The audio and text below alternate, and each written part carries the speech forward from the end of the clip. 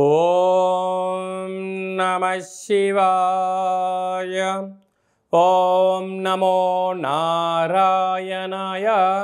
నరదృష్టి నివారణ కాళభైరవాయ నమో నమః. ఓం కాళకాళాయ విద్మహే కాళాతీతాయ ధీమహి తన్నో నరదృష్టి నివారణ కాళభైరవ ప్రచోదయాత్. హరి ఓం. ఓం మహాదేవ్యై చ విద్మహే విష్ణుపత్ని చ ధీమహి తన్నో మహాలక్ష్మి ప్రచోదయాత్. హరి ఓం.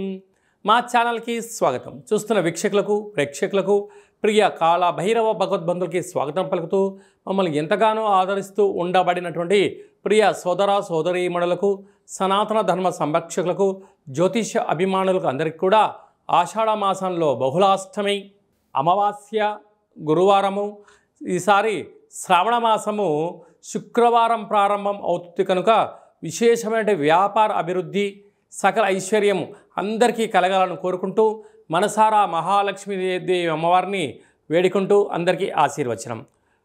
16/7/2025 నుండి 31/7/2025 వరకు పుట్టినటువంటి వారందరికీ కూడా ముందస్తుగా జన్మదిన శుభాకాంక్షలు.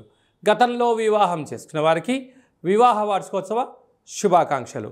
ద్వాదశ రాశుల్లో గ్రహ గమనాల్ని ఒకసారి వీక్షింపచేద్దాం. వృషభ రాశిలో శుక్ర భగవానుడు స్వక్షేత్రం సంచార స్థితి, మిథున రాశిలో దేవగురు బృహస్పతి సంచార స్థితి, కర్కాటక రాశిలో రవి బుధ సంచార స్థితి, బుధాదిత్య రాజయోగము, సింహరాశిలో కుజుడు మరియు కేతు సంచార స్థితి, కుంభరాశిలో రాహు సంచార స్థితి, మీనరాశిలో శని భగవానుడి యొక్క సంచార స్థితితో ద్వాదశ రాశుల్లో గ్రహ గమనాలు ఈ విధంగా ఉన్నాయి.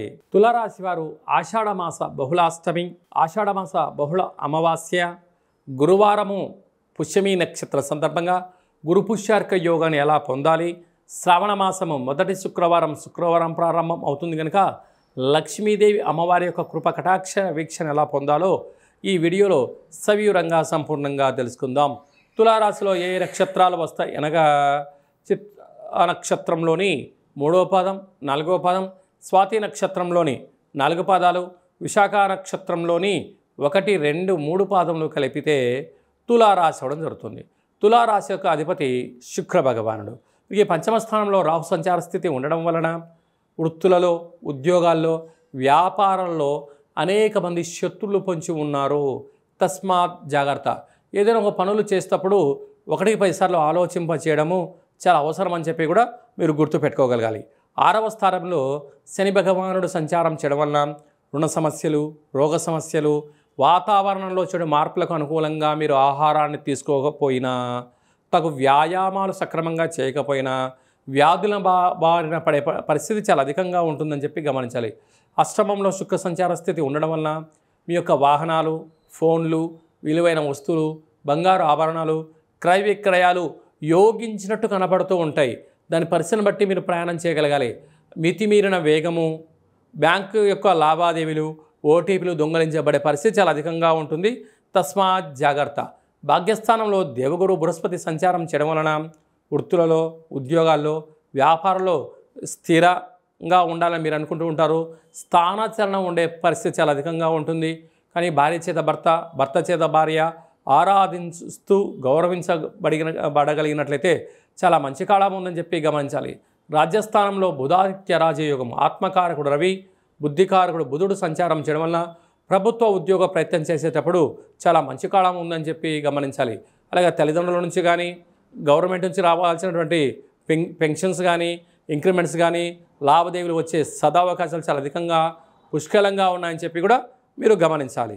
అలాగనే ఏకాదశ స్థానంలో కుజుడు కేతు సంచార స్థితి ఉండడం వలన మీరు రియల్ ఎస్టేట్ వ్యాపారస్తులు కానీ ఏదైనా పనులు కార్యక్రమాలు చేసేటప్పుడు సక్రమంగా ఉండబడే డాక్యుమెంట్ను పరిశీలించుకోవడం, క్రయ విక్రయాలను తూచి చేయగలిగినట్లయితే చాలా మంచి కాలం ఉందని చెప్పి గమనించగలగాలి. ఈ యొక్క గురువారం పూట పుష్యమి నక్షత్రం రోజు చాలా అరుదుగా వస్తూ ఉంటుంది. పుష్యమి నక్షత్రం వచ్చిన రోజున గురు పుష్యార్క యోగము అంటారు. అర్కము అనగా తెల్లజిల్లేడు యొక్క వృక్షము. ఆ తెల్లజిల్లేడు యొక్క వృక్షం దగ్గర కుష్మాండ దీపాన్ని పెట్టడం, లేదా కొబ్బరికాయను సగభాగానికి ఏర్పాటు చేసి నారికేల దీపాన్ని పెట్టగలిగినట్లయితే అద్భుతమైన ఐశ్వర్యము ఆనందం తులారాశి వారికి సొంతం అవుతుంది. అలా ఒక 27 ప్రదక్షిణాలు చేయడం, అలాగనే ఆ ఓపిక శక్తి కలిగితే ఆ వేరుని తీసుకొచ్చి ఇంట్లో పెట్టగలిగినట్లయితే సంపూర్ణమైన ఐశ్వర్యము, ఆనందము, రాజయోగము, విపరీతమైన ఐశ్వర్యము, ఆనందము. ఇది శ్రవణ మాసం శుక్రవారం సందర్భంగా అమ్మవారిని స్మరించడం వల్ల, ధ్యానించడం వల్ల రాజయోగము తులారాశి వారి సొంతం కాబోతుందని చెప్పి గమనించాలి. జూలై మాసంలో ద్వితీయార్థంలో ముఖ్యమైనటువంటి పండుగల గురించి క్లుప్తంగా, సవివరంగా, సంపూర్ణంగా తెలుసుకుందాం. 18వ తారీఖున 7వ నెల 2025 బహుళ అష్టమి, భాద్రపద మాస బహుళ అష్టమి సందర్భంగా కాళభైరవ స్వామి స్మరణ, ధ్యానము యోగదాయకం అని చెప్పి కూడా గమనించాలి. అలాగనే మనకు 24వ తారీఖున గురువారము పునర్వసు పుష్యమి నక్షత్ర సందర్భంగా గురు పుష్యార్క యోగ అమావాస్య అంటారు. అనగా అర్కము అనగా తెల్ల జిల్లెడి యొక్క వృక్షము కనుక తెల్ల జిల్లెడి వృక్షం దగ్గర దీపం పెట్టడం, పరిస్థితి అనుకూలించినట్లయితే ఆ తెల్ల జిల్లెడి యొక్క వేరును తీసుకుని వచ్చి వాటిని బాగా శుద్ధి చేసి పసుపు, కుంకుమ, సింధూరాన్ని పోసి ఇంట్లో పెట్టుకున్నట్లయితే అద్భుతమైన విపరీతమైన రాజయోగం కలుగుతుంది అని చెప్పి గమనించగలగాలి. శ్వేతార్కము అంటే తెల్ల జిల్లెడి యొక్క వేర్లలో వినాయకుడి స్వరూపం ఏర్పడి ఉంటుంది. అలాంటి వేరును ఇంట్లో మనం ఉంచుకోవడం వలన, ఆ స్వరూపాన్ని ఇంట్లో ఉంచుకోవడం వలన విద్యలో, ఉద్యోగంలో, వ్యాపారాలలో, రాజకీయాలలో, సకల కార్యక్రమాలలో తిరుగులేనటువంటి జీవితం మీ సొంతం చేసుకుంటారని చెప్పి గమనించాలి. అందరికీ ఆ యొక్క శ్వేతార్క వరసిద్ధి మహాగణపతి వారికి ఆశీస్సులు ఉండాలని కోరుకుందాం. అందరికీ ఎవరికి ఎలాంటి అష్ట కష్టాలు లేకుండా అష్టైశ్వర్య ప్రాప్తిని కలిగించాలని కూడా మనసారా కోరుకుందాం. అలాగనే ఈ సంవత్సరం మనకు శ్రావణ మాసము మొదటి శుక్రవారంతోనే ప్రారంభమవుతుంది. విశేషంగా పుష్యమీ నక్షత్రము ఆశ్లేష నక్షత్రంలో ప్రారంభం అవుతుంది కనుక ఈ సంవత్సరం మహాలక్ష్మీదేవి అమ్మవారిని అందరికీ విద్య, ఉద్యోగ, వ్యాపార, జన ఆకర్షణ, ధన ఆకర్షణ కలిగించే యోగ్యత శక్తి ప్రసాదించబోతుందని చెప్పి కూడా గమనించాలి. కనుక మనం అందరము కూడా వీలైతే మనం శుక్రవారం పూట అమ్మవారిని స్మరించడం, ధ్యానించడం, లక్ష్మీదేవి పూజ చేసుకోవడం వల్ల సకల ఐశ్వర్యాలంతా కూడా మన సొంతమవుతాయని చెప్పి గమనించాలి. అందరికీ అమ్మవారు సకల ఐశ్వర్యాలని, అలాగే ఆదిలక్ష్మీ గణపతి, ధైర్యలక్ష్మీదేవతి, విద్యాలక్ష్మీ గణపతి, సకల ఐశ్వర్యలక్ష్మీ గణపతులు సంపూర్ణమైన ఐశ్వర్యాన్ని ప్రసాదించాలని మనసారా మనం కూడా కోరుకుందాం. మీ వ్యక్తిగత జాతకం తెలుసుకోవాలనుకుంటున్నారా? మీరు పుట్టినటువంటి తేదీ, నెల, సంవత్సరం, సమయం రాసి మీరు పంపించగలిగినట్లయితే 100 సంవత్సరాల జాతకాన్ని సవివరంగా, సంపూర్ణంగా వ్రాసి పంపించి మీరు పుట్టినప్పుడు గ్రహ గమనాలు ఎలా ఉన్నాయి, ప్రస్తుతం ఎలా ఉంటున్నాయి, రాబోయే కాలం ఎలా ఉండబోతున్నాయో సవివరంగా, సంపూర్ణంగా తెలియజేయడం జరుగుతుంది.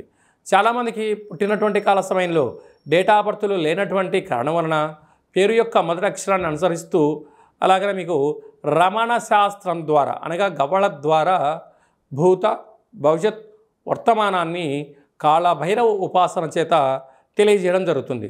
కనుక జాతకాన్ని తెలుసుకుందాం. జీవితంలో ఉండబడినటువంటి అడ్డంకులను తొలగించుకొని అద్భుతమైన బంగారు భవిష్యత్తు జీవితం స్వాగతం పలుకుదామని కోరుకుందాం. కనుక ఆసక్తి గలవారు అపాయింట్మెంట్ తీసుకొని సంప్రదించగలరు. అలాగనే వివాహమైనటువంటి దంపతులు తరచుగా గొడవ పడుతున్నారా? ఎందుకు గొడవ పడుతున్నారు? మీ యొక్క వివాహ తదనంతరము మీ యొక్క పేర్లలో మార్పులు కానీ, జాతకాల్లో ఏమైనా స్వల్పమైన ఇబ్బందులు ఏమైనా ఉన్నట్లయితే వాటిని సరిచేసి మీరు పాలు నీళ్ళలాగా శ్రీ పార్వతీ పరమేశ్వరులు కలిసి ఉండేటువంటి విధంగా సలహాలు, సూచనలు ఇవ్వడం జరుగుతుంది. కనుక అందరము బాగుండాలి, అందులో మనం కూడా ఉండాలని కోరుకుంటూ ఆశీర్వచనం. ఓం శతమానం భవతి శతాయు పురుష సతేంద్రియ ఆయుష్యేవేంద్రియే ప్రతిష్టతి ధనం ధాన్యం బహుపుత్రలాభం శత సంవత్సరం దీర్ఘమాయు సర్వే జనా సుఖినో భవంతు లోకా సమస్తా సుఖినో భవంతు సర్వం శ్రీ మహాలక్ష్మీ దేవతార్పణమస్తు. హరి ఓం. ఈ వీడియో మీకు నచ్చినట్టయితే లైక్ చేయండి, షేర్ చేయండి. అందరికన్నా మీ వ్యక్తిగత జాతకాన్ని ముందుగా తెలుసుకోవాలి అనుకుంటున్నట్లయితే మా ఛానల్ని సబ్స్క్రైబ్ చేసుకోండి. అలాగనే ఆల్ అనే బటన్ను ప్రెస్ చేసి గంట సింబల్ ప్రెస్ చేసినట్లయితే సర్వత్రా అమ్మవారి యొక్క ఆశీస్సులు మీకు పుష్కలంగా ఉంటాయని చెప్పి కూడా గమనించాలి.